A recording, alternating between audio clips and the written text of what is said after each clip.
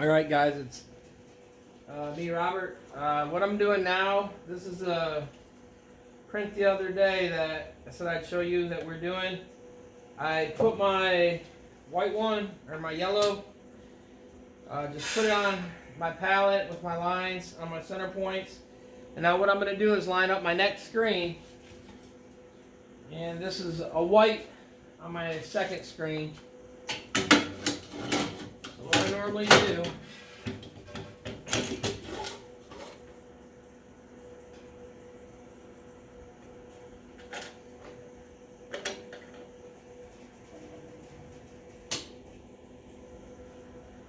I'm looking at my registration points that I have, and all I'm going to do is go until I get them where I'm kind of content with them, happy.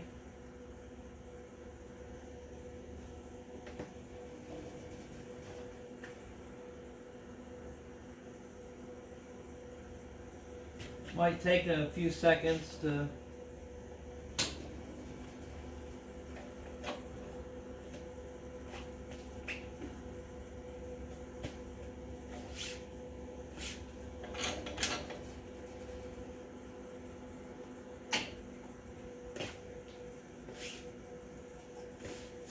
I'm going to lock the screen down.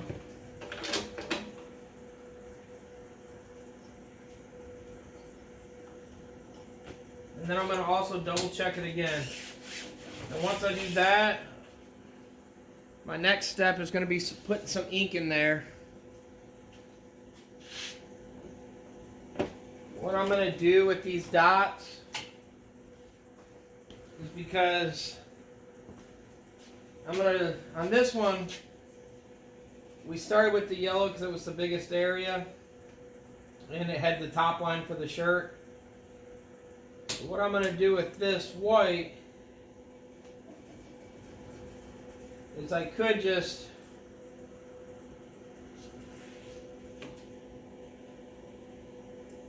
you could leave these ones on and see if they're going to line up. I'm only doing, this only has 2 colors on it. The other thing about this print is that it doesn't even touch. So as long as it's within that area and it looks level on there, it should be fine on this one. I wouldn't worry too much. Some people tend to overstress things on some of the prints. There's no need to. Something like this, like I said, it's fairly simple. All I'm doing now, though, is literally heating up these palettes because you want them to be warm when you're starting to run. This ink I'm using International Coating Low Bleed Blaze. Works pretty good. Have no complaints with it. The big thing is show you guys the temperature we're at in here again. We're right around 50 degrees, 53, 40, 50 something. It's hit and miss, so we're about 50 degrees out here. So the biggest thing is to stir your ink. If you don't, it will be a problem to try to print it, especially white ink. I'm using white ink also, and white ink is like toothpaste when it's really, really cold. It's not fun. You can use a metal spatula. What I'm using here are these goop coat or goop scoops. They're just a bigger spatula. If you're mixing anything in a gallon bucket or bigger, I would use something like this. It's easier to get in there and mix it and not really have to work it as hard. But just make sure you mix your white ink and any ink up that you're using. The other thing with this too, with it being a white or a wide scoop coater, gives you a little bit more leeway when you're putting this ink in. You can actually, as you can see, you can scoop out quite a bit fairly easy. Don't overload the screen though, there's no need to.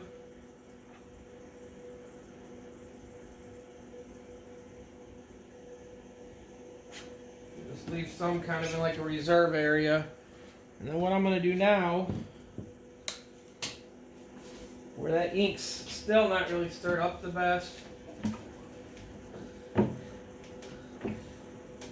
Kind of, by pulling it in this, here for one, is pushing it into the mesh. It's kind of working it a little bit.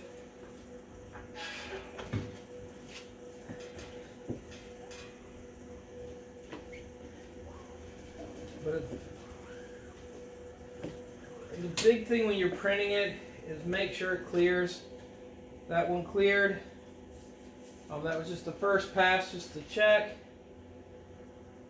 There's a few spots that didn't come perfect, but that's fine.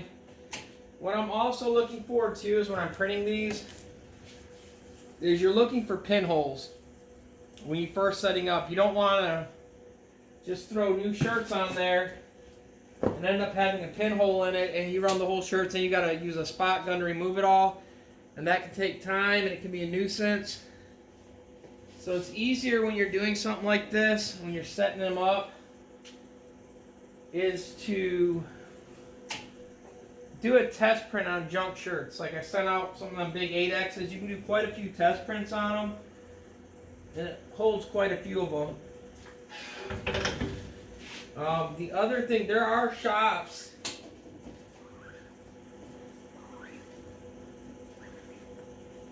that, like where you buy your blanks at, that what they do is they do sell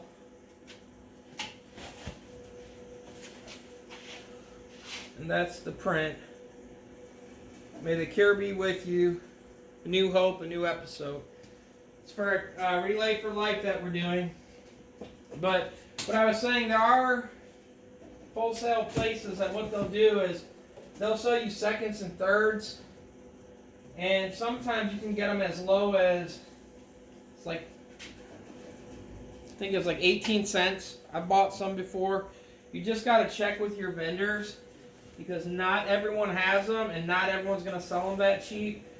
But like the one we ended up getting a while back, they were just ladies' shirts, and they were something you really couldn't wear. They had holes in them and like the sides and all that, but they were good enough to do a test print. And what I'm doing now is running these around, and since these are the first few, and these are more or less test ones too, try to keep the ink off your hands if you can.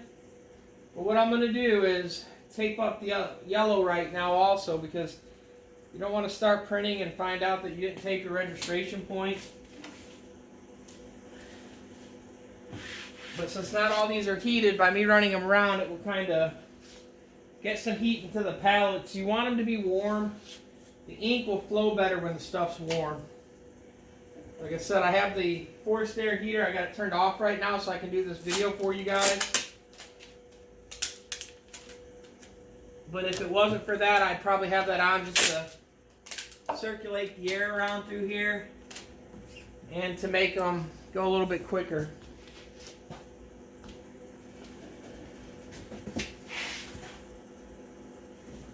Now, like I said, all I'm going to do is get all these shirts, run them through. I'm going to do the front.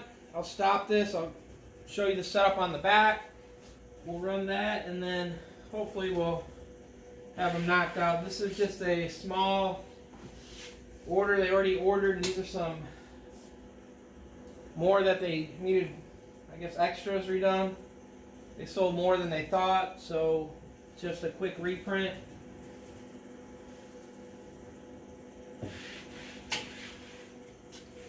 And this print also, I'm going to start with my yellow.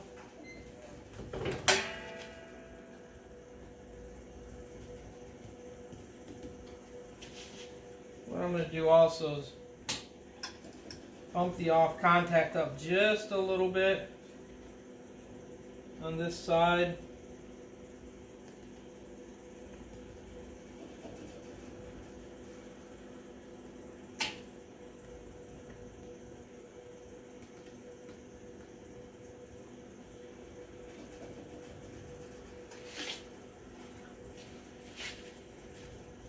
And then I'm going to drop this one down a little.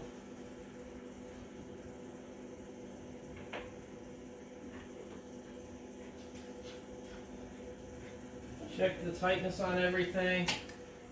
The hold down clamps, you don't have to torque them.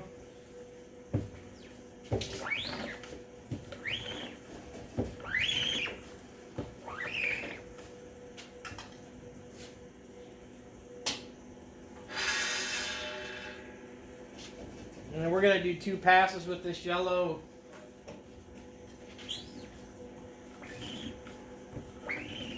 The biggest thing is to make sure the ink clears the screen.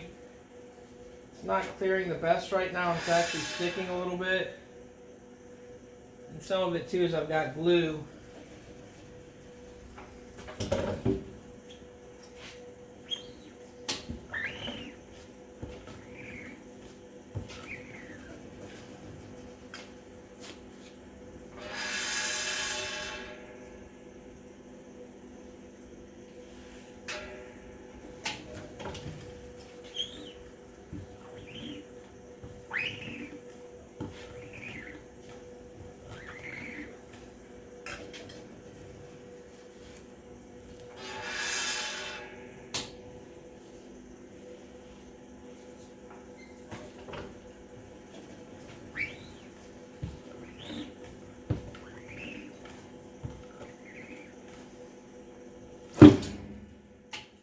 That is what you don't want to do.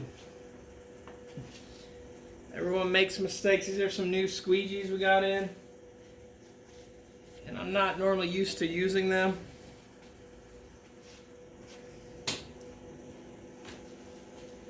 So what I'm going to do is swap it out real quick to one I actually like better. The ones I actually like are just your old wood ones.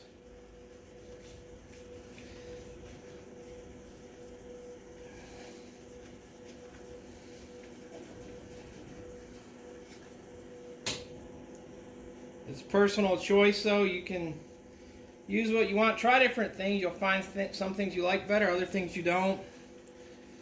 It's just a learning curve on some of the things. When you find stuff you like, you'll kind of tend to want to stick to it.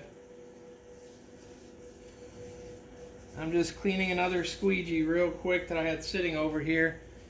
All I'm going to do is swap it out.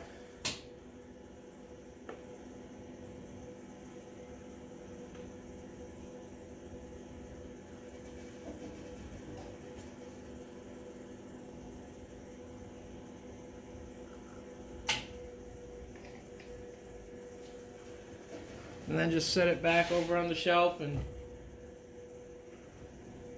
I'll get back to printing. 1 second, guys.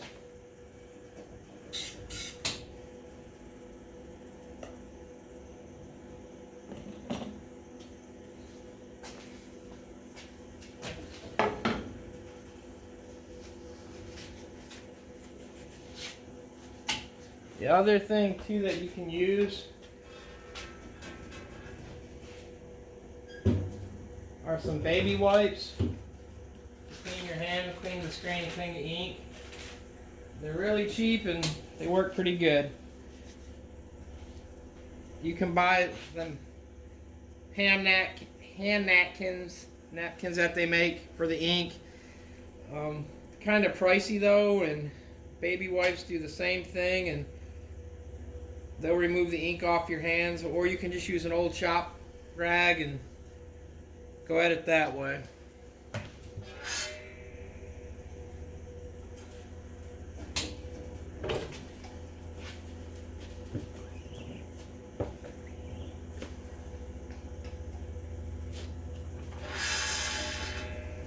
That's the 2 coats. It actually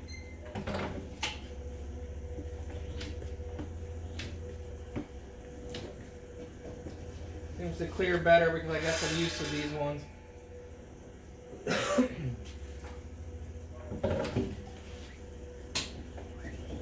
And like I said, you can always try new things. I've used the metal ones at our other shop a little bit. They work okay. They're not bad. That was just a different one that we received. And it's slightly different than the normal ones I'm used to, so it's kind of hard to get a good feeling for it. The other thing too, you can also push and pull. It's up to you. Try a few different ways, find out what works for you. Everyone is different, and everyone's going to have something they like to do better. You can adjust a lot more from a pull than you can a push. But pushing when you're starting out sometimes is probably the best thing to do, just because it's less stressful on your hands. It doesn't hurt as bad. But again, that's totally up to you. You can try whatever you like. And just whatever works, stick to it. Don't change just because someone else says to do something one way or another. See what works for you on that stuff.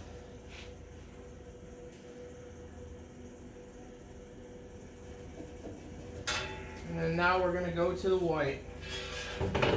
And then on here we're going to do the 2 passes also.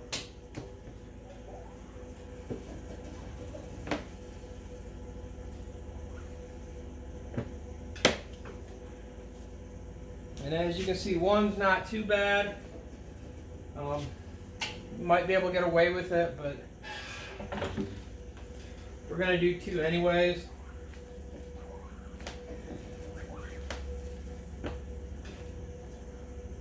Once you get the ink flowing also, it will come out a little bit easier for you, or smoother for you, instead of really struggling with it. When the ink's cold, it doesn't want to flow.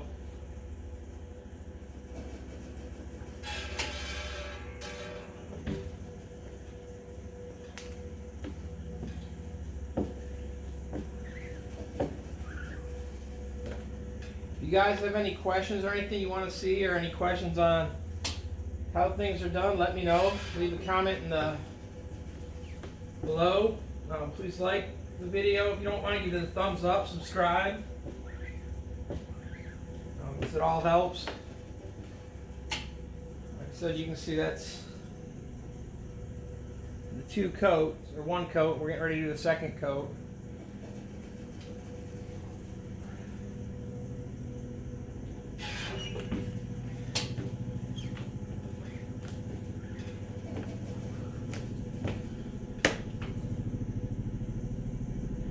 That's it, it's off to the dryer now. The other thing too, just be careful when you're first putting these on. You don't want to stretch the image. And the reason they're sticking so much is we just put adhesive on these palettes, so they're a lot more sticky than they normally are. But it seems like we can do a few hundred shirts before we even have to readdress them or put it more back on.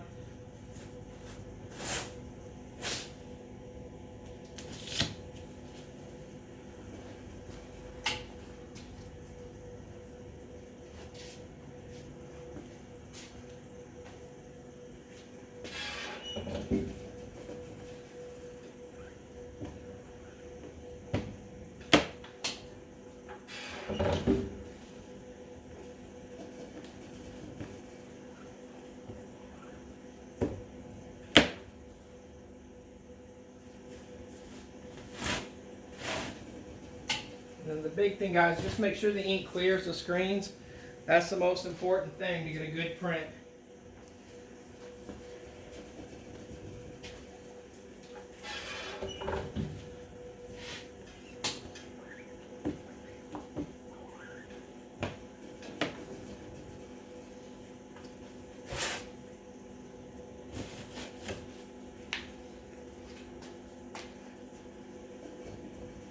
I'd like to tell everyone thank you also for the flowers and the prayers that you guys sent. When I lost my sister last week, it really meant a lot. I want to say thank you to everyone.